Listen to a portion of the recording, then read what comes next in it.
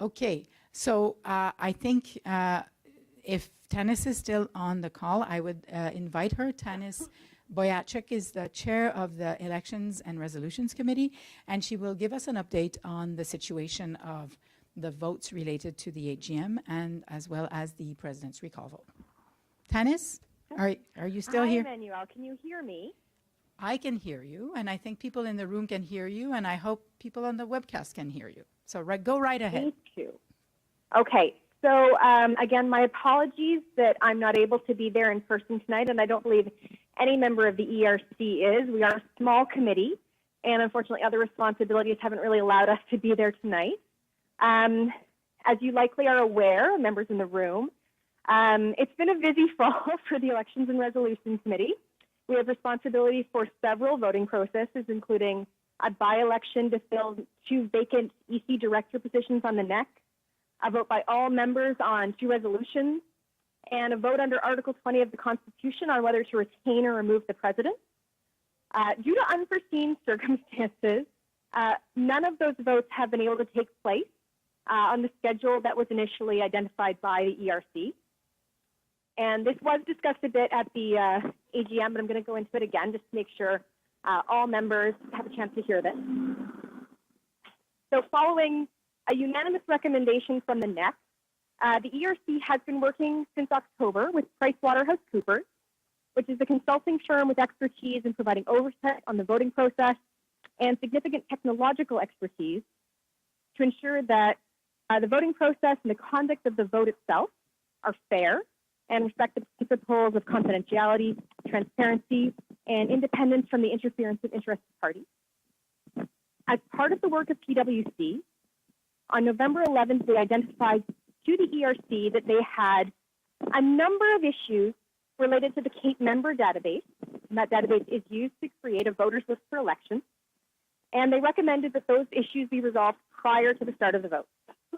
So CAPE took immediate action to address a number of those issues and expects that all of the issues that PwC has identified and their recommendations will be implemented shortly. And the information in the voter database will be validated. As the work of validating the database and of the database responsibility for the database itself doesn't fall under the ERC, it falls under the Director of Operations at CAPE, I'll leave to Acting Director Claude Vizina to speak further to any details on that particular issue. But I will note that, again, the PwC recommendations were intended to strengthen the integrity of the database. There has been no identification of any actual problems with information contained in the CAPE membership database. And the ERC, following extensive consultations with PwC, has absolute confidence that voter lists that have been generated in the past and voter lists that will be generated in the future using this database are absolutely appropriate and do not result in voter disenfranchisement, et cetera. In addition, on November 10th, our electronic vote provider, Insight, advised us, much to our surprise, that they were going to perform a significant system upgrade, and that would not allow them to actually run the electronic vote processes that we had expected to start on November 17th. So upon learning of these 2 fairly major new pieces of information, both the NEC and the ERC unanimously voted to delay all voting processes until the situation was better understood. And as well, a 2-part AGM was recommended by our legal counsel in order to ensure that we could meet the timeline set out in Bylaw 3.10. That is ensuring that votes that start following the AGM would end 10 days after the close of an AGM. However, resolving certain issues has been slower than initially expected, and the challenges of engaging members at a busy time of year, once those problems are completely resolved, the ERC is of the opinion that we cannot responsibly hold votes between now and December 22nd, that being 10 business days following the close of this AGM tonight. And as such, at our meeting on December 2nd, the ERC unanimously voted that we should, given the current exceptional circumstances, these circumstances warrant a delay and modification to the schedule that's set out in Bylaw 3.10 in order to preserve the integrity of the voting process and ensure that members have confidence in the outcome. We expect that we will be able to confirm and announce dates for all votes shortly, that being next week. And members should be aware that the changes that are being implemented by Insight will result in a significantly different voting process than has been used in the past. Members who voted in the past may recall that normally you get an email, and then you click on a link in that email and it takes you directly to a ballot. In order to, again, ensure security and integrity and make sure that we are up to date with the most modern standards of technology, members are now going to be required to log into the voter portal, the member portal on the CAPE website to both register for the vote and to access their ballot. And as part of this process, members will need to enter or validate previously provided personal information. That includes your name, email address, work and home address, and phone number. Members will also need to upload 2 documents proving their identity and their home address and create a password. So then voters will also need to register for the vote. And at that point, your ballots will pop up in the member portal as little, buttons that you can click on. The ERC is working with PricewaterhouseCoopers, with Insight, with staff at CAPE National Office to ensure that the processes that are being put in place are not unduly onerous, that accessibility issues for all of our members are respected, that support is available for members as they navigate this new process. So again, nobody is denied an opportunity to vote because the website is glitchy or you're having trouble uploading a photo, for example. We're also working to ensure that there are alternate processes in place that allow members to vote where they reasonably require accommodation. If you do not have a digital camera, access to scan or something like that, we do not want to disenfranchise people, and we will put in place processes where, again, you need a reasonable accommodation. We're working very closely with players we have over the past few weeks to address all the issues that we felt would artificially depress voter turnout or potentially disenfranchise members. And we now feel that the process that has been set out meets all the standards required to ensure that members can exercise their right to vote, and they can do it with the utmost confidence in the security and integrity of the system that they're using to vote in, and thus in the results that come out. A communication strategy is being developed, again, in close working with National Office and PricewaterhouseCoopers, and members can expect that they're going to be well informed of the processes to validate their information and to vote. They'll be given plenty of time to do that and they'll be given adequate support. Again, this should not catch any member by surprise. We're going to have enough time to make sure that everybody has the ability to participate if they want to. Once again, the ERC would like to thank members for their patience and understanding. These are highly unusual circumstances. And I'm happy to answer questions. I do have to go in probably about 3 minutes. I'm happy to answer questions, and any questions submitted in writing, we're happy, or verbally tonight, then provided to us in writing, we're happy to provide answers there. So I do apologize for not being able to stay longer. Thank you very much, Tannis. Are there any immediate questions for Tannis before she? Yes, please turn on your microphone. Hi, Tannis. Thank you for that update. I have a quick question about the 2 forms of ID question.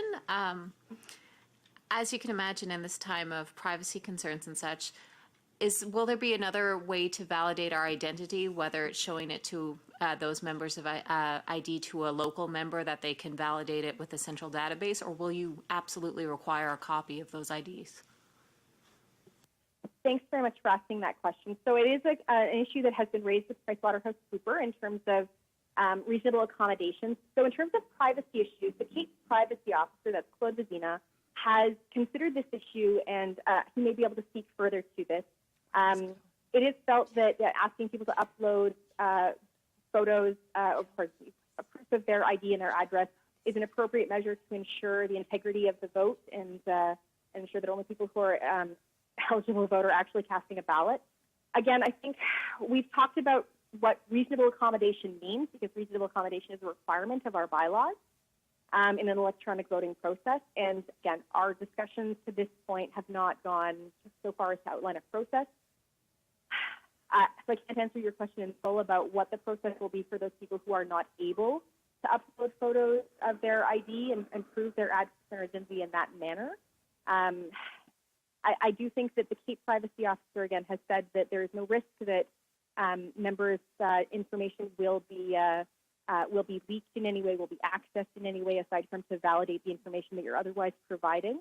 My understanding as well, and I would defer to the Cape Privacy Officer to confirm this, is that upon validation, all of that information will be deleted. It's not going to be retained in any way. And I think that we can definitely use our comms to reassure people who have concerns about privacy issues that would come up as a result of this new system. So I think that we'll be trying to provide you with some better information to reassure you on that front. But largely, I think that our concern is making sure that where people cannot access that process of uploading information due to technological or accessibility issues, that we have another process in place. I'm not sure at this time that that the privacy issue is one that would warrant a reasonable accommodation. But I will take that under consideration and continue to discuss it with the ERC and PricewaterhouseCoopers. If I may just add, in terms of our privacy policy, I just want to concur with what Tannis just said. Our privacy policy is clear about the fact that at the moment that we use any piece of personal I'm so sorry, I have to go in now, so my apologies. And any other question we will put in writing. Pierre is here to take notes, so and much. he will forward it on to you. So our privacy policy says that we will destroy this information as soon as we have used it for the purpose it is meant to be used. Yes? Okay. Yeah, please use the microphone. Just to follow up on that, very good question. It might be worth looking into if we would then be subject to not the Privacy Act, but PIPEDA crossing provincial boundaries. And in case people give their health cards, then we could potentially be accountable under the Health Act as well. So something to look into depending on what kind of information you're collecting. According to legal advice we had received at the time of elaborating the Cape privacy policy, we are not subject formally to PIPEDA, but if, and I reiterate exactly the same I have said, any information or any piece of ID that we would use for the purpose of identification would be erased from our database or any form. The moment that we have used it for the purpose it was meant to be used. Yes. Yeah, quick question. I would ask people to, introduce themselves before they speak so that it helps for the people watching on webcast. Right, Sami Rahman, Health Canada. My question is, have we looked at other unions, how they do that? Like, are we so unique that we need to go to this route? I'm just wondering, have we survey other unions? Because, I mean, PSAC, PIPS, they are large unions. They do all these elections online. So why we are resorting to this kind of identification? PIPS does elections online. PSAC does not. Its votes are actually taken at, ballots. And in terms of the reason why we're implementing additional safeguards is because of the investigations and the petition and everything that has basically cast doubts about the integrity of the voting system. So I think it is a responsible move on the part of the National Executive and Cape National to add layers of security and ensure that we have all the safeguards in place to basically, heighten the level of confidence that the vote is done in state-of-the-art online voting types of mechanisms. And some of the weaknesses that Tannis had hinted to relate not so much to how the ballots, basically it was, and Pricewaterhouse seems to, we're pretty clear that the voting itself has never been compromised, that there was no way for anybody to interfere with the voting itself, like the voting process. And what was probably more vulnerable is the database, like the information in the database. And it had to do with how many people could access it and whatever. And I don't want to hide anything here. I think if there were vulnerabilities, we need to address those, and we need to make sure that members can, again, regain any confidence they could have lost through the whole, petition and complaints around it. So I think what we're trying to do is go above and beyond even what would be required, just to make sure that everybody feels confident. Sammy, you have more to add? No, just to respond to this. My only concern is we might get into other more legal issues. We are trying to solve a few issues and then get into more legal issues. The second thing, have AGM or the membership approved this approach? Or who made this decision? It's the National Executive Committee, and they have authority to do so in terms of, actually the Elections and Resolutions Committee has the ultimate authority to decide who and how the vote will proceed. But in terms of what we need in terms of safeguards around the membership database, this is a national executive kind of decision. So it was both governance bodies that agreed that we needed something as robust as may be. Basically, it's state-of-the-art, way above probably security measures that would be used in kind of any other union, just to be on the super uber safe side. I have Randy and then Jim. Randy Legault, Health Canada. I understand the reasons why you need to validate identities for voters. That's very straightforward. But it is coming at a time when, holidays are pending and the vote is coming up in January, I'm told, and I'm concerned about the effect on reducing, although I guess a lot of people who have a right to vote under the current system don't exercise that, but it is a barrier. It's a barrier to actually exercising the vote. It's an extra step. I don't know what change management you've thought of, in introducing this new process so that people have the maximum opportunity to exercise their right to vote. Thank you for your question, Randy. The ERC was particularly concerned about the fact that when we first were presented with how the vote would proceed, we were told by the service provider that the registration period would have to stop for the voting to start. And right now what we're looking at is actually never closing the registration, like until the vote is over, that we have the capacity for people to continue registering. So that's one of the methods that we have really considered to make sure that we don't disenfranchise people. We will start registering as early as we can, and we were led to believe that it could be as early as the end of this week or very early next week. So we could have the whole registration period throughout the holidays, and we know people don't necessarily work, but who knows, they might still register for and go on the member portal at that time, and that registration could be open and throughout the voting period. So that if Tannis was here, she would say the ERC has been particularly concerned about this aspect and sensitive to it. Thank you, Randy, for your question. Lim? Yeah, Kingston Lim, Border Services. So it's more of a commentary than anything else, but it appears to me that this is a bit of overkill. I mean, I can appreciate the need to, privacy, identity, and all that good stuff. I mean, we all need to know who, is voting.